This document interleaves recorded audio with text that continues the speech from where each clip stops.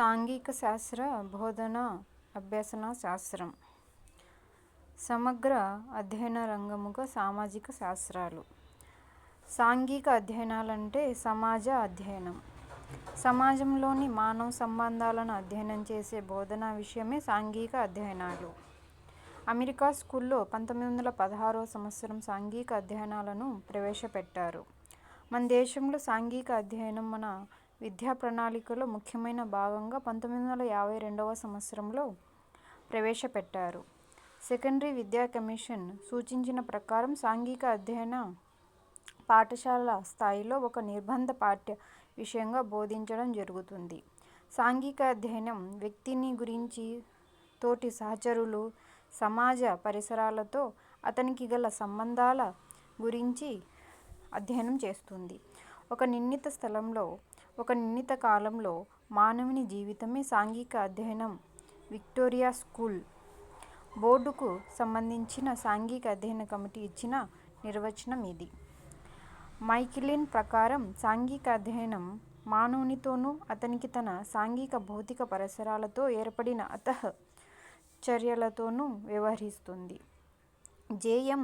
Forester ఉద్దేశం ప్రకారం సాంఘిక అధ్యయన ముఖ్య ఉద్దేశం విద్యార్థులు బాధ్యతగల పౌరులుగా తయారవడానికి, వారికి వారు నివసించే ఈ ప్రపంచం ఆవిర్భావం, దాని గురించిన అవగాహన కలుగజేయడం. వెస్లీ సాంఘిక అధ్యయనాన్ని బోధించడం కోసం ఎంపిక చేసిన వివిధ సామాజిక అధ్యయనాల విభాగమే సాంఘిక అధ్యయనమని వెస్లీ నిర్వచించారు. ఒక వ్యక్తి రసాయన, గణిత శాస్త్రాలలో దిట్ట కావచ్చు, సాంకేతిక పరిజ్ఞానం కలిగి ఉండవచ్చు, కానీ అతనికి తన సహచరుల పట్ల సరైన వైఖరి లేకపోతే సమాజంలో ఒక సవ్యమైన పౌరునిగా జీవించలేడు. జీవించడం అనేది ఒక కళ. సాంఘిక అధ్యయనం ఆ కళను గురించి అవగాహనను కలిగిస్తుంది. ఎం.పి. ముఫట్.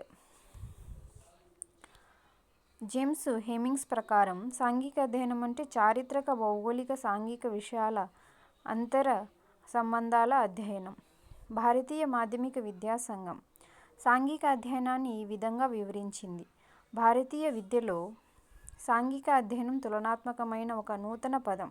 సాంప్రదాయికంగా చరిత్ర, భూగోళ శాస్త్రం, ఆర్థిక శాస్త్రం, పౌరశాస్త్రాలను విడివిడిగా బోధించే వివిధ సామాజిక శాస్త్రాలను కలిపి ఒకే అధ్యయనంగా పరిగణించి బోధించడమే దీని ఉద్దేశం. దీని ప్రధాన లక్ష్యం బాలబాలికలు ఈ సమాజంలో ఎలా ఆవిర్భవించాడో తెలుసుకొని, సమాజంలో కుటుంబం, సమాజం, జాతులు, రాష్ట్రం, దేశాలలో మంచి పౌరులుగా మసులుకునేటట్లు తీర్చిదిద్దడం. సాంఘిక అధ్యయనం వ్యక్తులకు మధ్య, పరిసరాలకు మధ్య ఉన్న సంబంధాల గురించి తెలుపుతుంది.